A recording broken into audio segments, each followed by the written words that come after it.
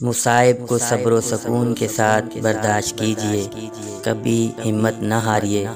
اور رنج و غم کو کبھی حد اعتدال سے نہ بڑھنے دیجیے۔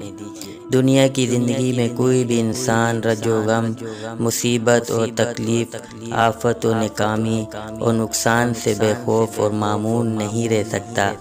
البتہ مومن اور کافر کے کردار میں یہ فرق ضرور ہوتا ہے کہ کافر رنج و غم کے ہجوم میں پریشان ہو کر ہوش و حواس کھو بیٹھتا ہے، مایوسی کا شکار ہو کر ہاتھ پیر چھوڑ دیتا ہے، اور بعض اوقات غم کی تاب نہ لا کر خودکشی کر لیتا ہے۔ اور مومن بڑے سے بڑے حادثے پر بھی صبر کا دامن ہاتھ سے نہیں چھوڑتا، اور صبر و ثبات کا پیکر بن کر